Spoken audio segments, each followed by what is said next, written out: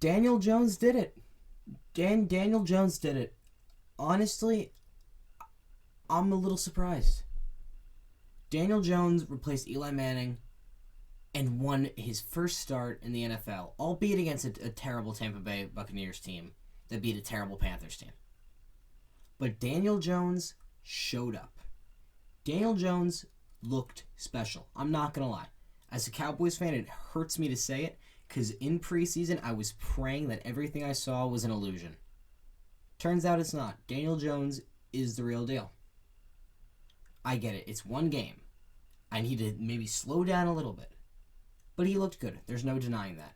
Especially running the football. When was the last time any Giants fan has ever seen a quarterback rush for 2 rushing touchdowns? I can't think of it off the top of my head, and I doubt Giants fans can think of it off the top of their head.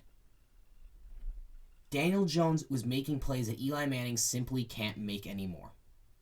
And plays Eli Manning couldn't make for the past 5 years of his career. Daniel Jones' movement in the pocket was a breath of fresh air to a Giants team that desperately needed a change. Just the idea of having a quarterback like Daniel Jones, a new quarterback in that locker room, that alone gets a team to click. He looked special. He really did. But what I think is even more impressive than Daniel Jones' performance is the way the Giants groomed him perfectly. The Giants, since drafting him at number 6 overall, I did not like at all the position in which they took Daniel Jones. I thought he was a good quarterback, albeit extremely boring to watch. Extremely boring to watch. He will not make big risks. He will not take risks.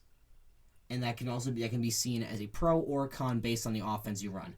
In, let's say, the Chiefs system, taking big risks is part of the offense. You have all those weapons around you. You have to take risks, especially with a quarterback like Patrick Mahomes, who can make those plays and convert those risks. Risk-taking might be better. But he looked like the prototypical Giants quarterback with better movement than they've seen in years.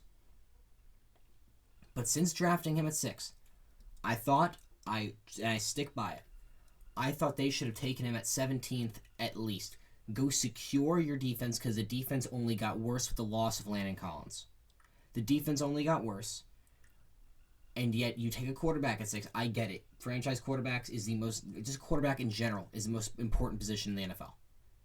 But still, if your guy is going to be available later on, possibly into maybe even the second round, I suggest going and getting a defensive player up high and then getting your quarterback if he's still there. If not, you could probably trade for him. They could have probably traded a first-round pick for Daniel Jones to whatever team drafted him.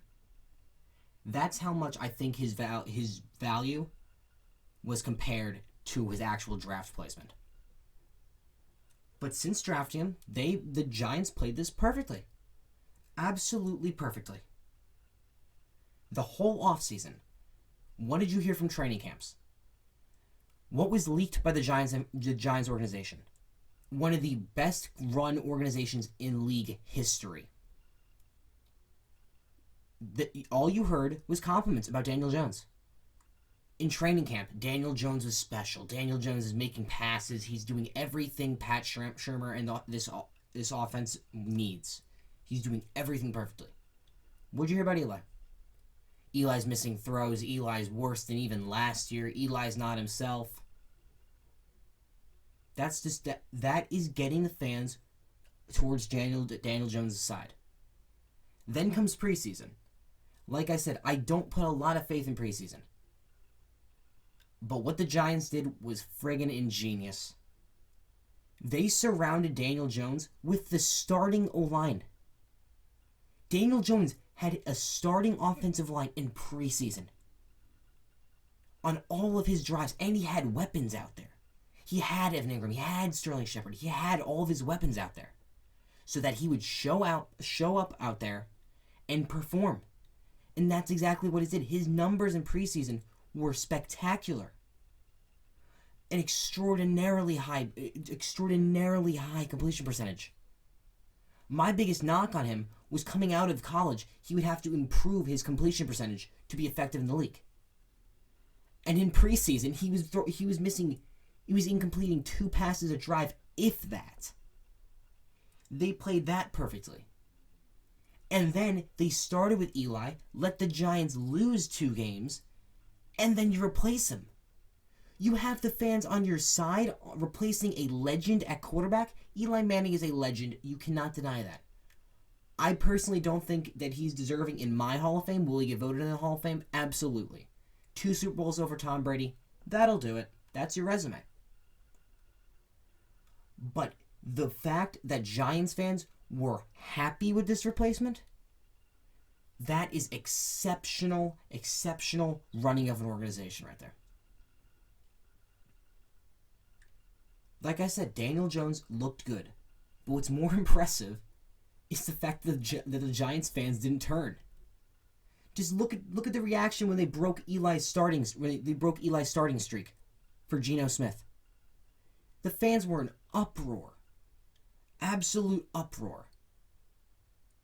I mean, and also, how can you not like this kid? Eli throughout his career has always been the constant professional. Always. Eli has never said the bad thing ever. Eli's facial expressions are worse than what he says at the stand. He does not make mistakes. On the football field, it's a different situation. But at the podium, it's hard to find many other quarterbacks you want instead of Eli Manning at the podium. And Daniel Jones looks like Eli Manning. Obviously in the face, obviously in the uniform. But at the podium, he says everything right. I'm going to stand. I said at draft, and I will acknowledge this completely, I said they should have taken Dwayne Haskins if they were taking a quarterback. And I believe they drafted him high. I still believe that. I think they could have gotten another defensive player to shore up a defense that is obviously the weak point of your team. The receiving core has been facing injuries and everything. I understand that. But the defense has been god-awful. Corners could not cover a single thing. But Daniel Jones is proving everybody that doubted him wrong, including me. All in New York, let's be real here. It felt like the Kristaps Porzingis situation. It really did. On draft night, I live in North Carolina. I didn't hear about this kid until the combine. He went to Duke. That's like 20 minutes away from where I live. I didn't hear about this kid. Albeit, I didn't follow college football as much as I follow it this year. But still, and he didn't really pop off the screen at the combine for me. So I went back, I watched film, and he just seemed like a boring quarterback that didn't make mistakes. Not saying that's bad or anything, but I didn't see it over Dwayne Haskins, who was balling out in the Big Ten. I didn't see the reasoning, especially because Dwayne Haskins is a kid from Jersey, grew up loving the Giants. Perfect for the Giants organization, I thought. But right now I'm getting proven wrong, and I will fully admit that. I will admit that proudly, and I'm not going to hold it against the Giants organization. I'm not going to hold it against anybody besides myself for making the wrong read. I've been proven wrong so far, albeit it is one game against the Buccaneers. Because the Buccaneers are not a good team. But my Cowboys are 3-0 against terrible teams. The Redskins, as I'm recording this, are currently getting their asses handed to them by the Bears and Mitchell Trubisky. Cowboys beat the Dolphins, the Redskins currently getting their ass beat, and the Giants.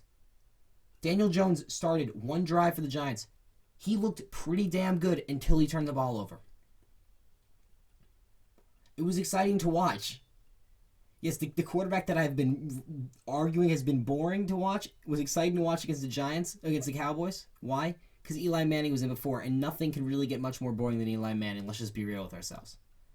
Unless it's the playoffs, but you've gone to the playoffs one time in 7 years.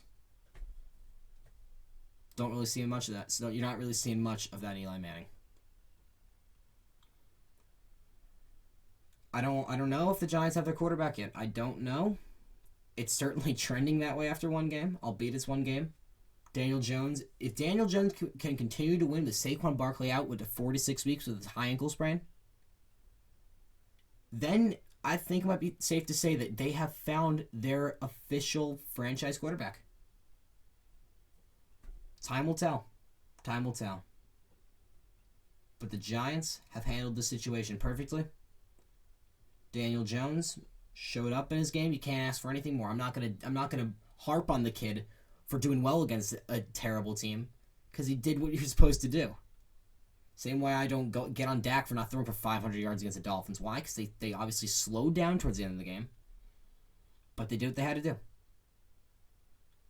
Daniel Jones, ladies and gentlemen. Daniel Jones. I'll see you in the next video. Peace out.